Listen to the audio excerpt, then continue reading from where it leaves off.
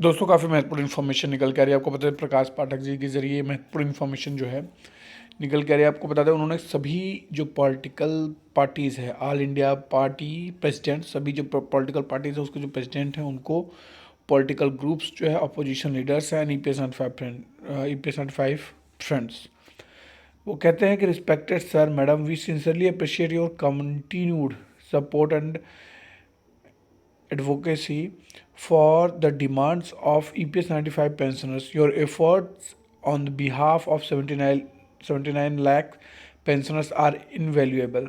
We are particularly encouraged by the assurance given during the events held on 26 August 2024 in Yevat, Tahsil Ahmednagar, District Pune, and the most recently at the Dhyan Akarsar Dharna at Jantar Mantar, Delhi on 18 December 2024. Please find enclosed the press release and related video for your reference. Our key demands for the EPS 75 pensions reforms. Number एक, दोस्तों मैं आपको बता दूं कि ऊपर में यहाँ पर साफ साफ लिखा गया है कि हमारा जो दो कार्यक्रम हुआ है 26 अगस्त का और 18 दिसंबर का, उसमें जो जो आप लोग का सपोर्ट मिला है वह काफ़ी महत्वपूर्ण है और उसमें जो है आप लोग का काफ़ी सपोर्ट रहा है। इनकी की डिमांड जो है, हमारे की डिमांड से वो इस प्रकार है। नंबर एक है, minimum pension 9,000 plus DNS allowance should be implemented for EPS 95 pension और similar to the pay commissions policies. दूसरा ये कहता है कि immediate amendment to the EPS 95 act which has remained unchanged since 1995। Number three है, between 2013 and 2024, approximately 3.5 to 4 lakh pensioners have passed away without receiving justice.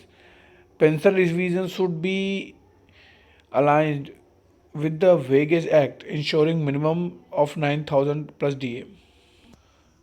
Government assurance versus lack of implementation. Over the year, we have held multiple meetings with Honorable Nitin Gadkari, MP Nagpur, former Labour Minister Bangaru Dattatreya, and the current Labour Minister Mansukh Mandavi. On each occasion, we were assured that the issue would be resolved soon. However, despite of repeated assurance dating back to 2023 and reaffirmed at the Delhi Jantar Mantar on 18 December 2024, no concentrate action has been taken toward the amending the Act.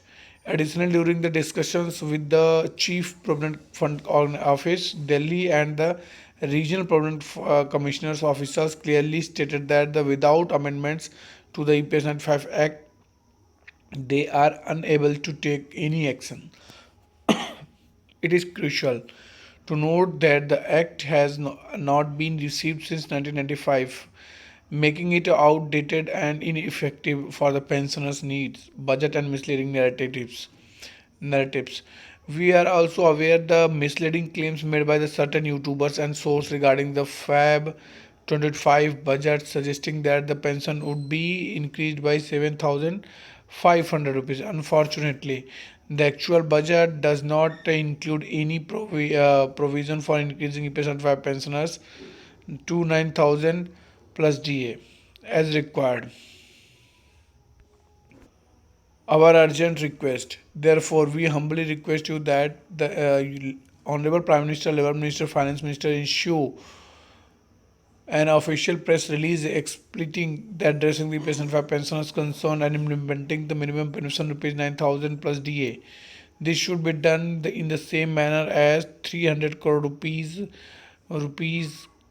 allocation for the labor welfare and announced that by the press information Bureau Government of India. We trust that you will be take immediate action on this critical matter and bring long overdue justice to EPS 5 pensioners. With kind regards, Prakash Pathak, National General Secretary, EPS 5 Committee, Headquarter Nagpur. Mobile number you can see here. You can directly connect with him.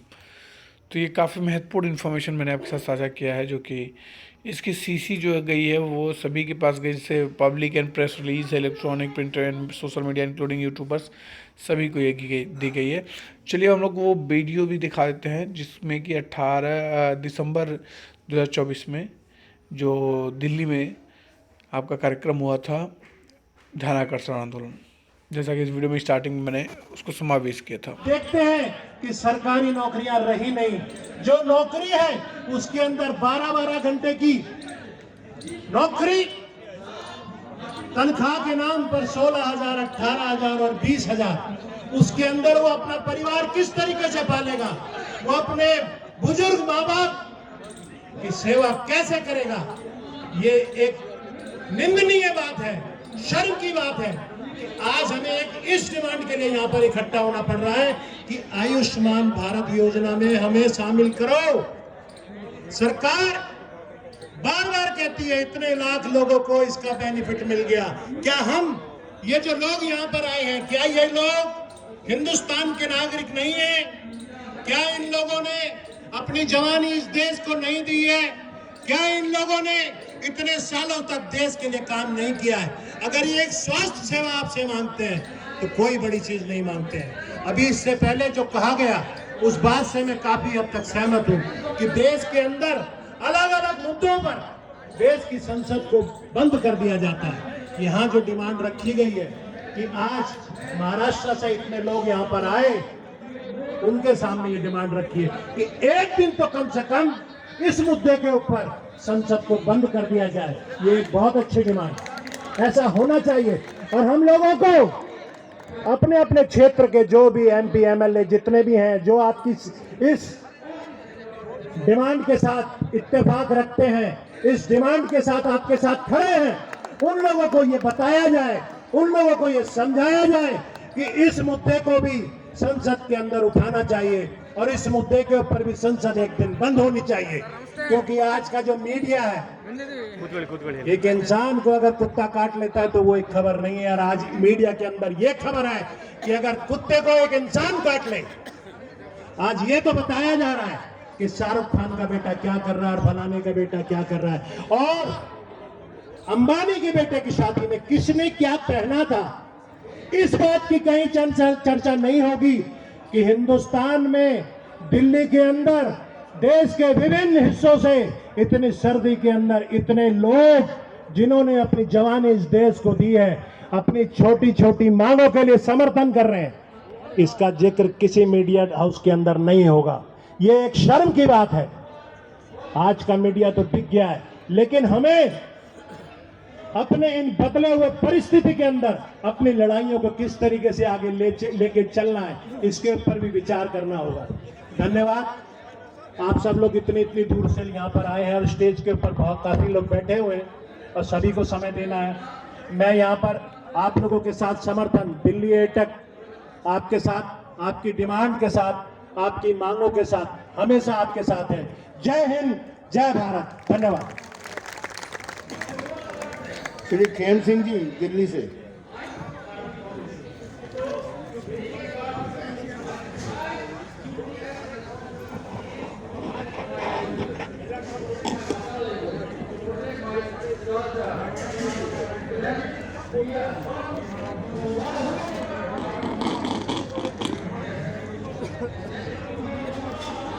देश के अलग अलग कोने से आए हुए मेरे EPS सभी साथियों, मंच पर आसीन सभी पदाधिकारीगण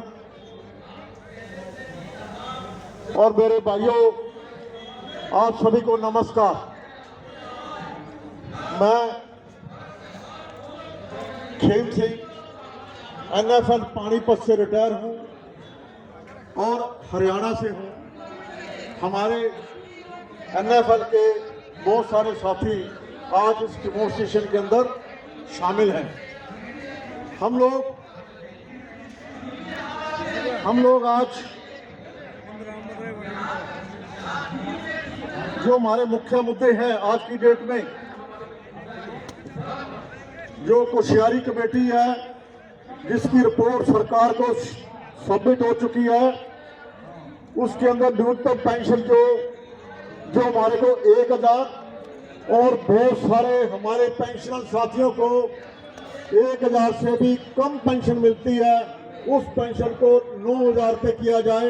वो डिमांड हमारी भारत सरकार से हमारे को रिक्वेस्ट है कि उस डिमांड को वो पूरा किया जाए।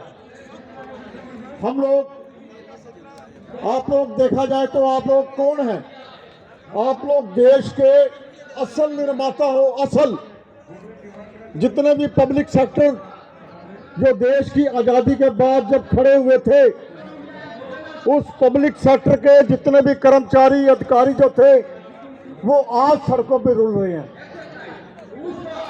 जितने भी पब्लिक सेक्टर थे, उन पब्लिक सेक्टर को खड़ा करने के अंदर, देश को आत्मनिर्भर करने के अंदर, देश के अंदर हर तरह की चीज बनाने के लिए, चाहे वो हवाई जहाज हो, चाहे वो रेल की फैक्ट्री हो, चाहे वो खाद के कारखाने हो, चाहे वो बाबा का एटॉमिक सेंटर हो, आज कुछ भी, अगर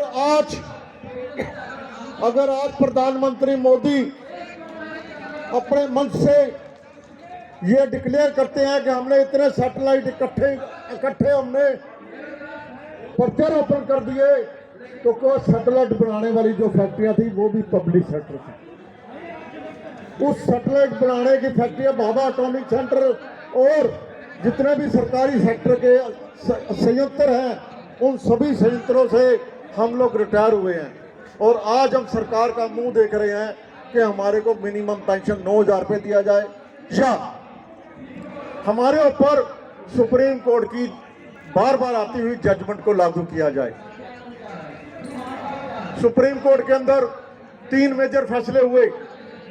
एक डीएस नकारा का पेंशन, डीएस नकारा का जजमेंट, डीएस नकारा की जजमेंट के अंदर ये क्लियर हुआ कि पेंशन कोई भीख नहीं है, pension is not a bounty, pensioner का हक है।